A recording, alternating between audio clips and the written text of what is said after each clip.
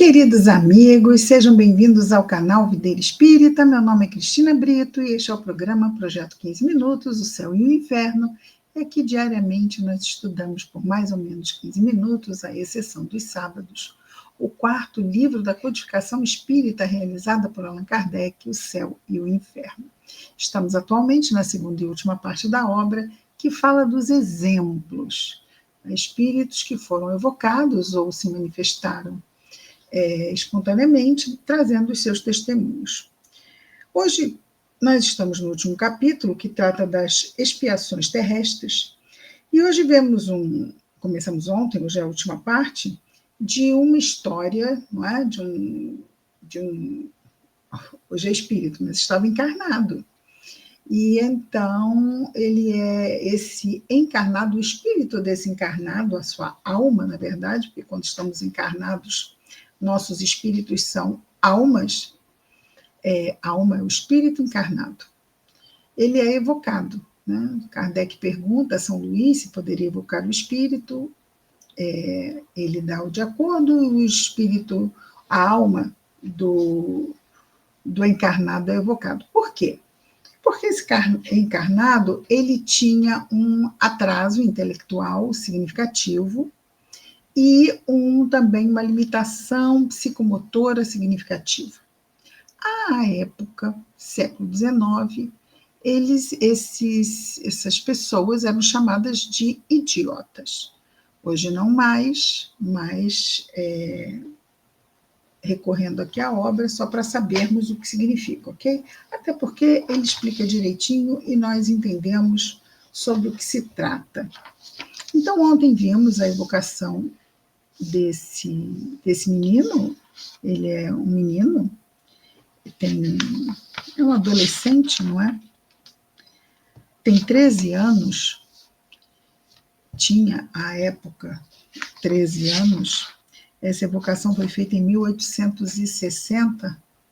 Nossa, lá se vão 170 anos que o espírito foi evocado. É 175, não é? Ou 160. 165, perdão. Muito bem. Então, vejamos aqui a segunda e última parte dessa história, desse jovem. Agora vem a instrução de um espírito sobre os idiotas e os cretinos dadas à sociedade de Paris. Ou seja, vem uma instrução sobre encarnados que têm limitações intelectuais e psicomotoras.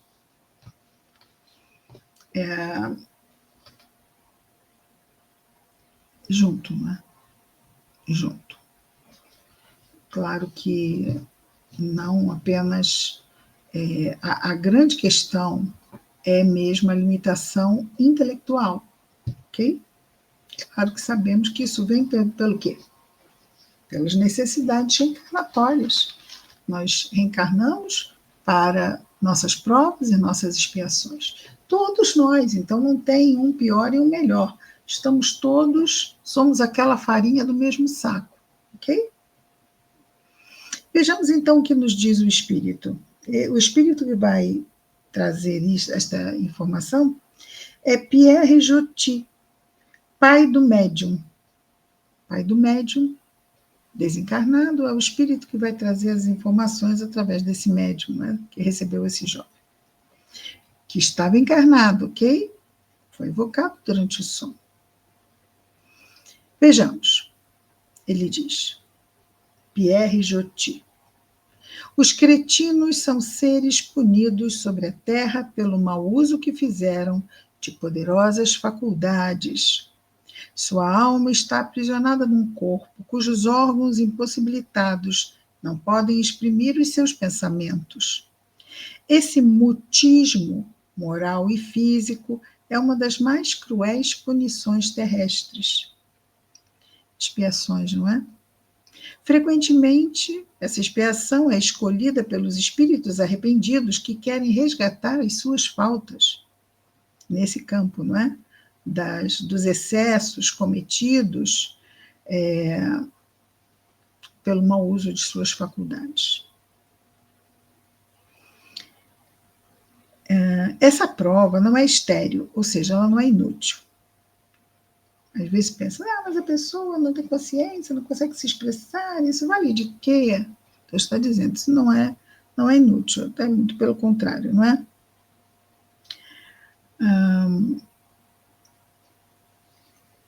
Essa prova não é estéril, porque o espírito não fica estacionário na sua prisão de carne. Seus olhos embrutecidos veem.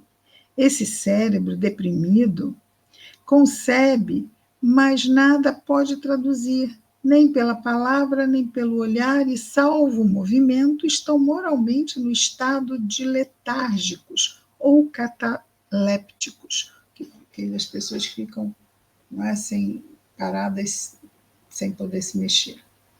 Catalepsia. Que veem ou ouvem o que se passa ao seu redor sem poder exprimi-lo. Quando tendes em sonho esses terríveis pesadelos, onde quereis fugir de um perigo e gritais para chamar socorro, ao passo que a vossa língua fica presa, nossa, já tiveram isso?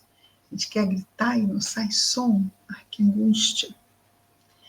Vossa língua fica presa e vossos pés no solo, sentis um instante o que o cretino sempre sente: paralisia do corpo ligado à vida do espírito. Quase todas as enfermidades, continua ele, têm assim sua razão de ser. Nada se faz sem causa. Quer dizer, causa e consequência, né? Causa e efeito. Todo efeito tem uma causa. O que chamais de injustiça da sorte é a aplicação da mais alta justiça, não é? Da justiça de Deus. A loucura é também uma punição do abuso de altas faculdades. Aqui, não é? Faculdades intelectuais, faculdades morais, não é? Faculdades mentais. A loucura é também uma punição do abuso de altas faculdades. O louco tem duas personalidades. Aquela que disparata, ou seja, aquela que não segue o padrão de lucidez, e aquela que tem a consciência de seus atos, sem poder dirigi-los. Quanto aos cretinos, a vida contemplativa e isolada de sua alma não tem as distrações do corpo. Pode estar tão agitada que as resistências mais complicadas para os acontecimentos. Pode estar tão agitada como as resistências mais complicadas para os acontecimentos. Uns se revoltam contra o seu suplício voluntário, lamentam tê-lo escolhido e sentem um desejo furioso de retornar a uma outra vida. É uma expiação bem difícil, não é? Estar aprisionado no próprio corpo, sem poder manifestar, com o cérebro que não responde ao que o espírito quer fazer.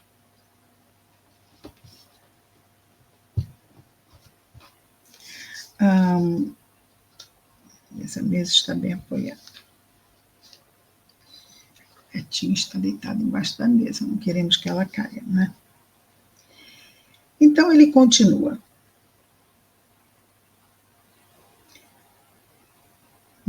Outra vida. Desejo que os faz esquecer a resignação à vida presente e o remorso da vida passada, do qual tem a consciência, porque os cretinos e os loucos sabem mais do que vós.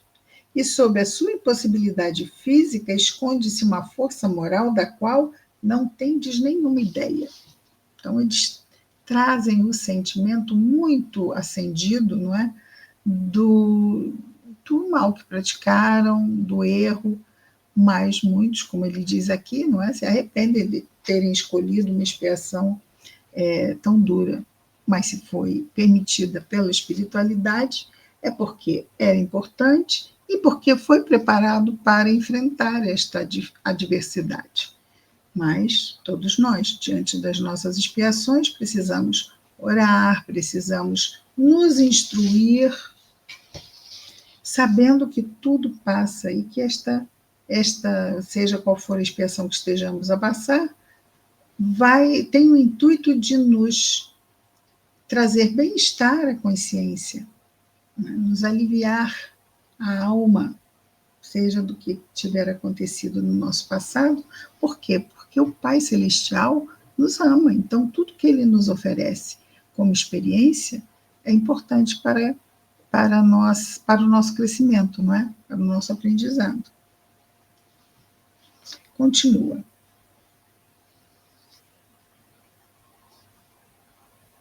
Os atos de furor e de imbecilidade, esses nomes são tão terríveis, né? Chega a doer o ouvido de falar, a gente ter que ouvir o que se fala. Os atos de furor e de imbecilidade aos quais o corpo se entrega são julgados pelo seu interior, que os sofrem e que eles se envergonham.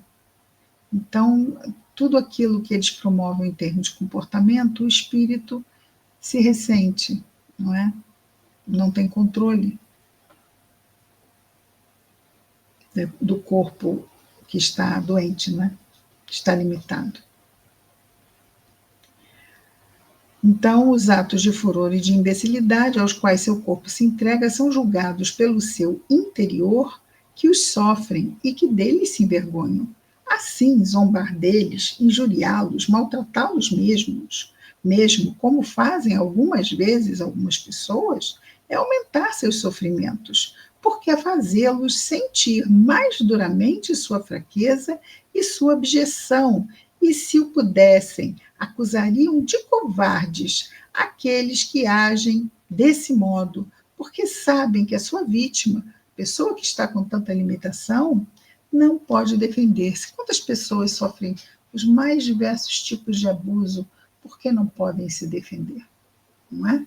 Muitas, infelizmente.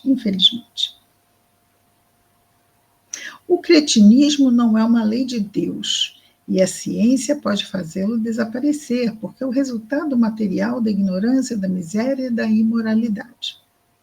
Os novos meios de higiene que a ciência, tornada mais prática,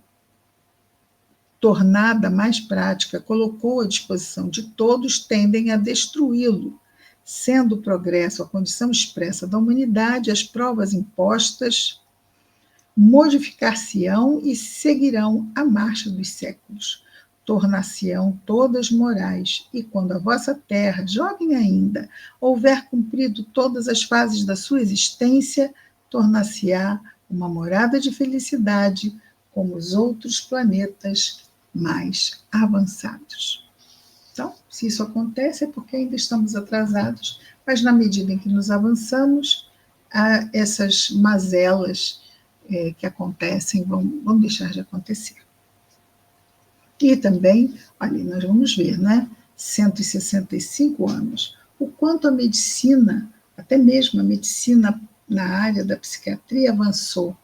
Quantos medicamentos hoje para ajudar ansiedade, depressão, não é? O TDAH, então tantas químicas importantes que dão suporte para que as pessoas possam viver integradas na sociedade. Isso é muito, muito importante, muito mesmo. Porque a gente pensa, mas como era? Como era? Se a pessoa que vivia muita ansiedade ou muita depressão, ela podia ser exilada numa instituição. Por quê? Porque ninguém queria conviver com pessoas assim, há 165 anos atrás. Era muito fácil. Havia lá um depósito de gente, né, os manicômios. Hoje existe a luta antimanicomial, não é? Na tentativa, no esforço de que todos possam ser integrados à sociedade. E com certeza a medicina nesse aspecto ajuda imensamente, não é? Muito bem. Mas ainda temos mais uma parte, vamos correr. Amanhã nós concluímos, então, com o final, que é o comentário de Kardec, que é razoável, um tamanho razoável. Então, amanhã nós terminamos o caso aqui do nosso jovem, que é o Charles de Saint-Gé. Ok? É isso, queridos amigos. Amanhã estamos de volta com mais um Projeto 15 Minutos. O Céu e o Inferno. Até lá. Muita paz a todos.